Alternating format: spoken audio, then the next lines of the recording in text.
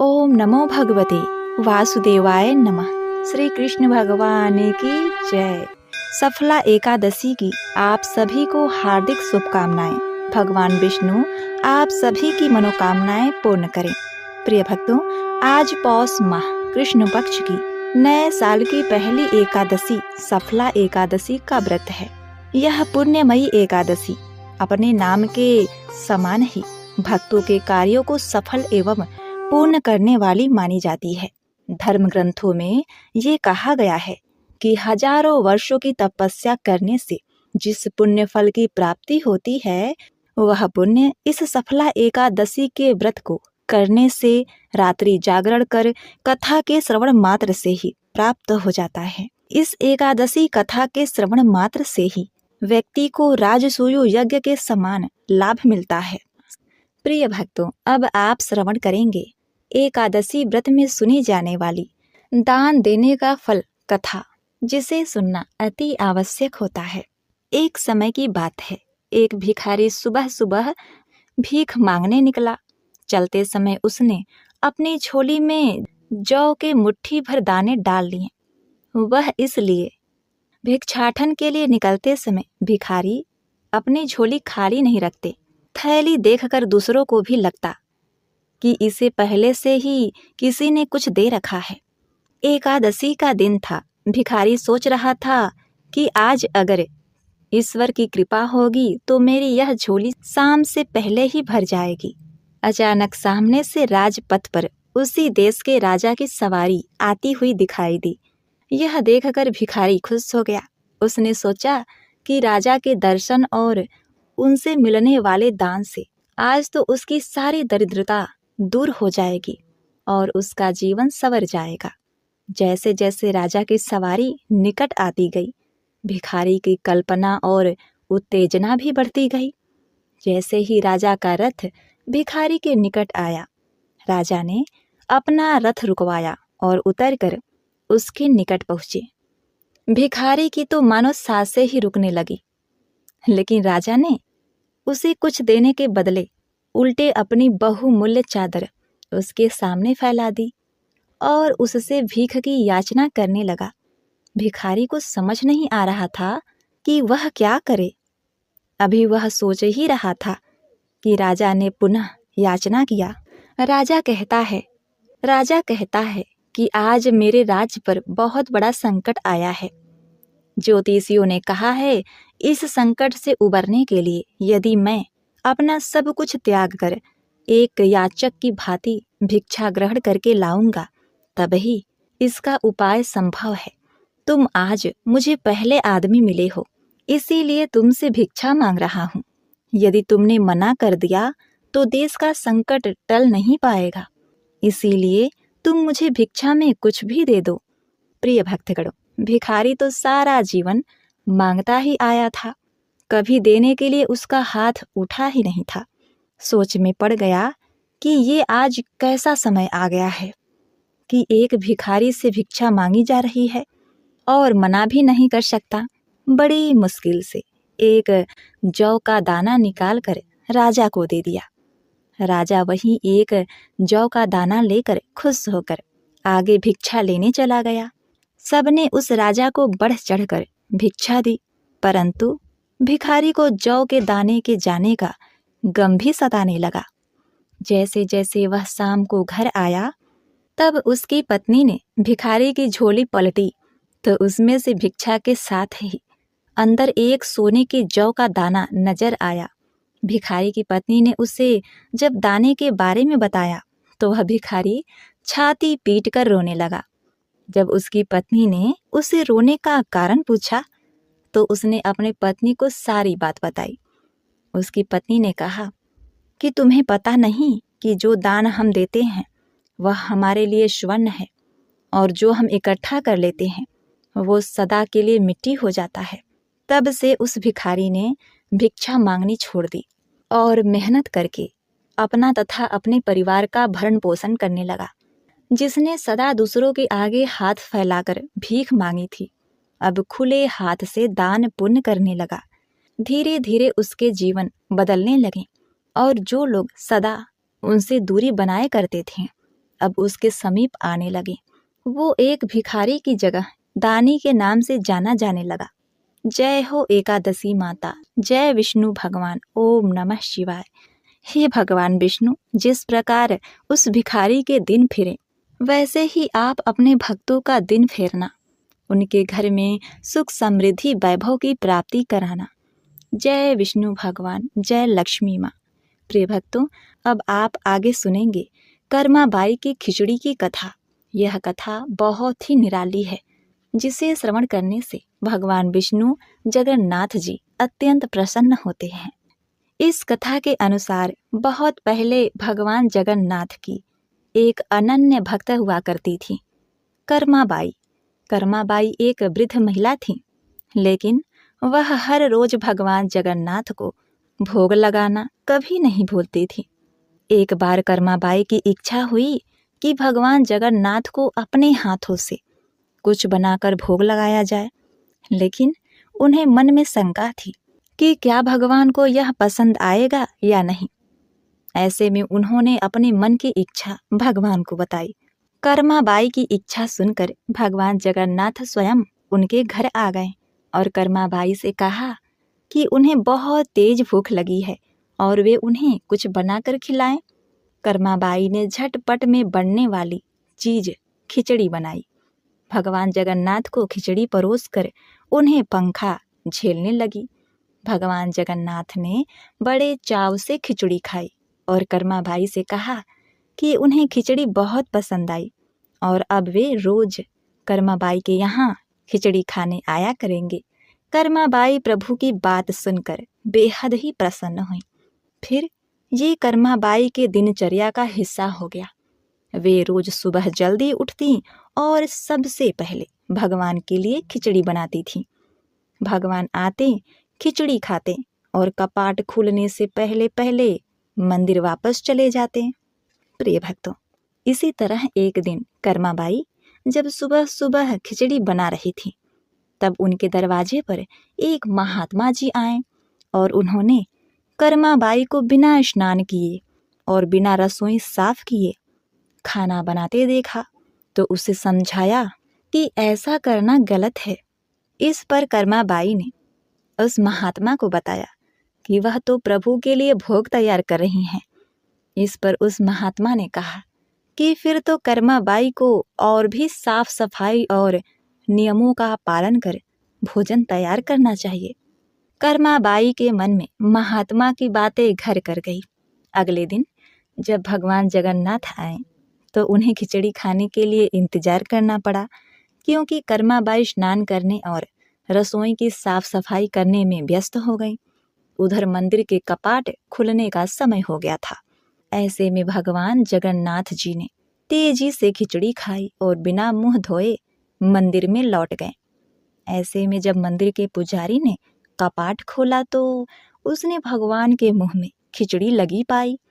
उस पुजारी ने भगवान से इसकी वजह जानने की कोशिश की तो भगवान जगन्नाथ ने उससे सारी बात अंतर मन में बताई और उनसे कहा कि जाकर उस महात्मा को समझाइए कि भगवान सिर्फ भक्ति भाव के भूखे होते हैं।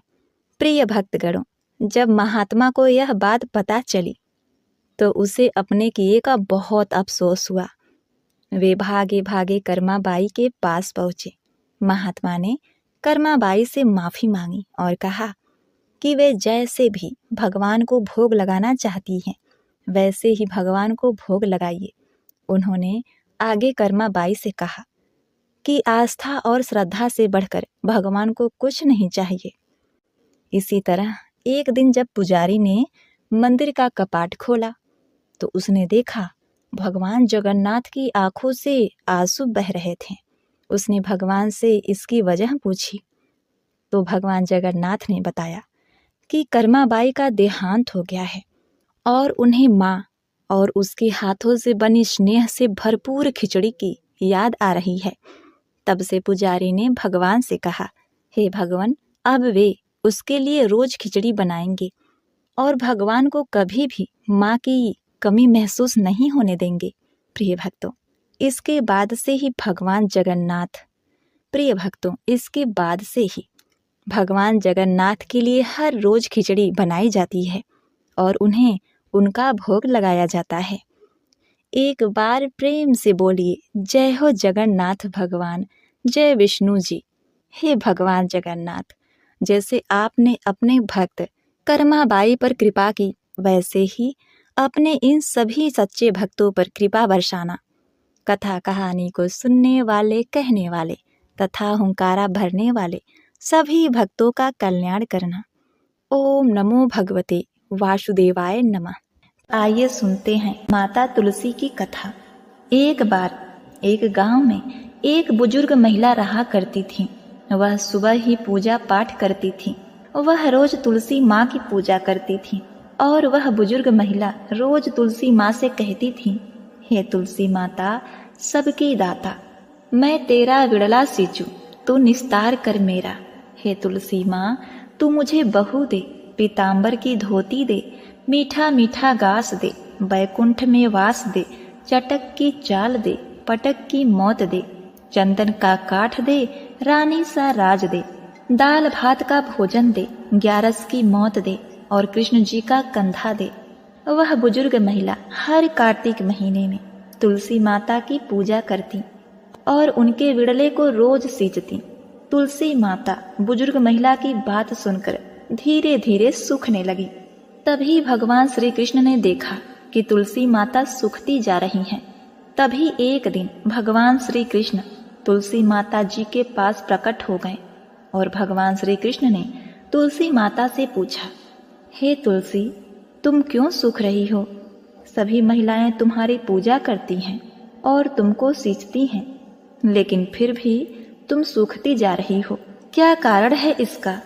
जिसके बाद तुलसी माता ने भगवान श्री कृष्ण से कहा, हे प्रभु, एक बुजुर्ग महिला मेरे पास रोज आती है और रोज एक ही बात बोलती है, हे तुलसी माता सबकी दाता, तेरा विड़ला सींचती हूँ, तू कर निस्तार मेरा। तू मुझे बहू दे, पीतांबर की धोती दे, मीठा मीठा गास दे, वैकुंठ में वास दे, चटक की चाल दे, पटक की मौत दे, चंदन का काठ दे, रानी सा राज दे, दाल भात का भोजन दे, 11 की मौत दे और कृष्ण जी का कंधा दे। हे भगवान, मैं उस बुजुर्ग महिला की सारी मनोकामनाएं पूरी कर सकती हूँ, लेकिन उसकी एक मनोकामना पूरी नहीं कर सकती। मैं श्री कृष्ण जी का कंधा कहाँ से दूंगी? प्रिय भक्तगणों, तभी भगवान श्री कृष्ण जी तुलसी माता की बात सुनकर मंद मंद मुस्कुराने लगे और फिर भगवान श्री कृष्ण ने तुलसी माता जी से कहा, हे तुलसी, हे देवी, तुम चिंता मत करो। जब वह बुजुर्ग महिला की मृत्यु होगी तब मैं स्वयं उसको कंधा देने आऊंगा और तुम उस बुजुर्ग महिला से यह बता देना। जिसके बाद भगवान श्री कृष्ण जी तुलसी माता को यह बताकर वहां से अदृश्य हो गए। अब क्या था, धीरे धीरे बुजुर्ग महिला की तबीयत खराब हो गई और एक दिन जब एकादशी का दिन था तो उसी दिन उस बुजुर्ग महिला की मृत्यु हो गई। तभी उस बुजुर्ग महिला के आसपास रहने वाले सभी लोग आ गए और उस बुजुर्ग महिला की अंतिम संस्कार के लिए उनको जैसे ही उठाया तो वह बुजुर्ग महिला वहां से किसी भी व्यक्ति से नहीं उठी। तभी कुछ गांव वाले कहने लगे, यह बुढ़िया माई तो भगवान की बड़ी भक्तिन बनती थी और कहती थी कि वह भगवान की सबसे बड़ी भक्त है। अब क्या हुआ? अब तो यह उठ ही नहीं रही है। लगता है यह झूठ बोलती थी। यह भगवान की भक्ति नहीं, यह तो ढोंग करती थी। अरे यह तो ढोंगी है, यह तो पापिनी है, किसी से भी नहीं उठ रही है। प्रिय भक्तगण, भगवान अपने भक्तों का निरादर होते हुए कैसे देख सकते हैं? भगवान श्री कृष्ण वहां तुरंत प्रकट हो गए और उन्होंने एक बच्चे का रूप धारण किया और सभी से कहने लगे कि मैं इस बुजुर्ग महिला के कान में कुछ कहूंगा जिससे वह बुजुर्ग महिला हल्की हो जाएंगी और आप सभी लोग उनको आराम से उठा सकेंगे। यह सुनकर सभी लोग बहुत ही आश्चर्यचकित हो गए और कहने लगे, ऐसा कैसे हो सकता है? और सभी लोगों ने उस बच्चे को उसे नन्हा बालक समझकर वहां से भगा दिया। लेकिन वहां पर उपस्थित एक बुजुर्ग आदमी ने उस बच्चे से कहा, बेटा जाओ, तुम्हें जो कुछ कहना है वह कह लो। प्रिय भक्तगण, लेकिन यह सभी लोगों को पता नहीं था कि बच्चे के रूप में भगवान श्री कृष्ण खुद ही वहां आए हैं। उस बुजुर्ग महिला को कांधा देने के लिए, जिसके बाद भगवान श्री कृष्ण ने उस बुजुर्ग महिला के पास गए और उनके कान में जाकर कहने लगे, माई, मन की निकाल दे, पीताम्बर की धोती ले, मीठा मीठा घास ले, बैकुंठ में वास ले, चटक की चाल ले, पटक की मौत ले, चंदन का काठ ले, और हे माता, अब तू श्री कृष्ण जी का कंधा भी ले।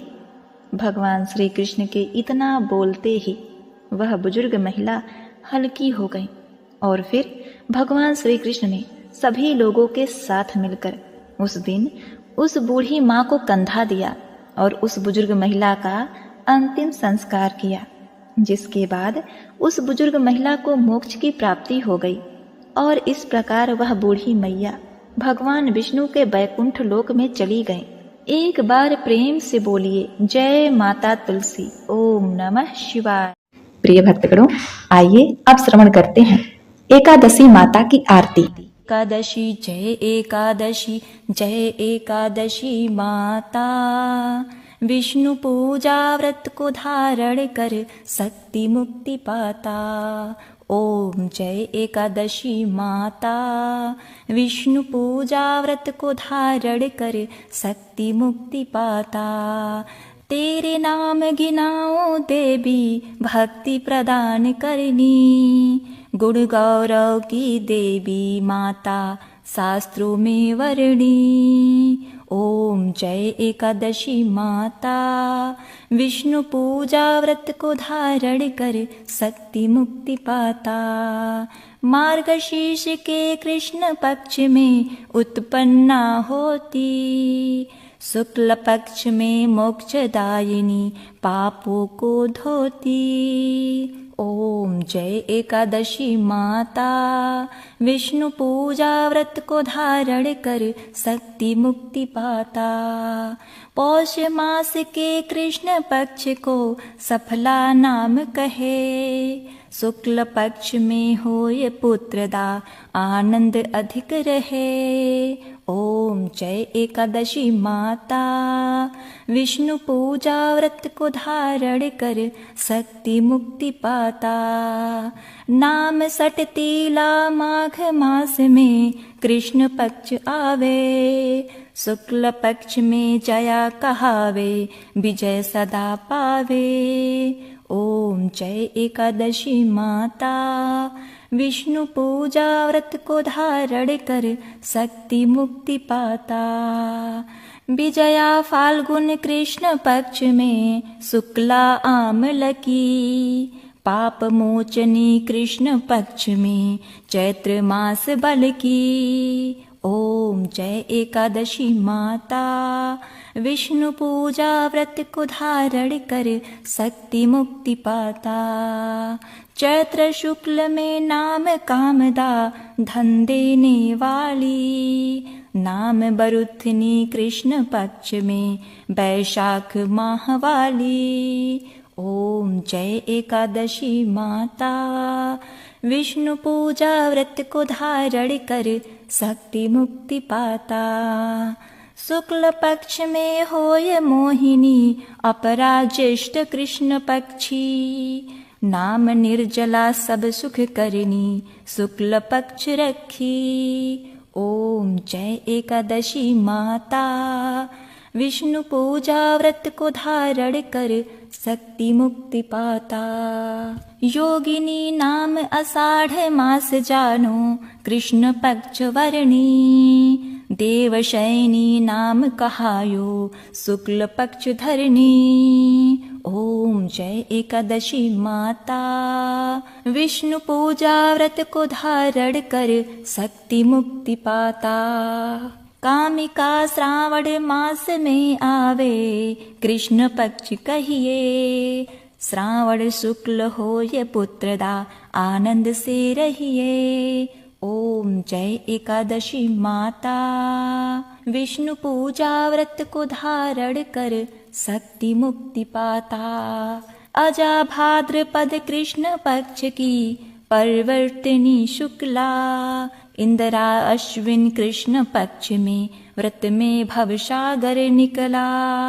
ओम जय एकादशी माता। विष्णु पूजा व्रत को धारण कर शक्ति मुक्ति पाता। पापा कुंसा है शुक्ल पक्ष में पाप हरण हारी। रमा मास कार्तिके में आवे सुखदायक भारी।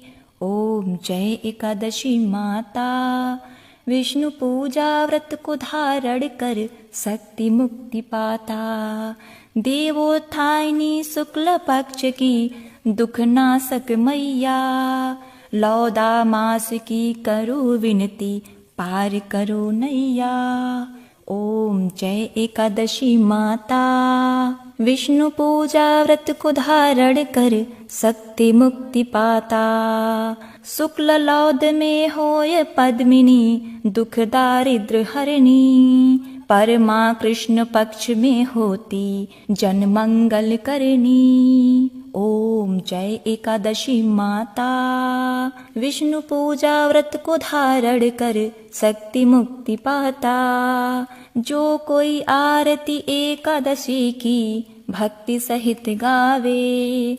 जन रघुनाथ स्वर्ग का वासा निश्चय वह पावे। ओम जय एकादशी माता। विष्णु पूजा व्रत को धारण कर शक्ति मुक्ति पाता। ओम जय एकादशी जय एकादशी जय एकादशी माता। विष्णु पूजा व्रत को धारण कर शक्ति मुक्ति पाता।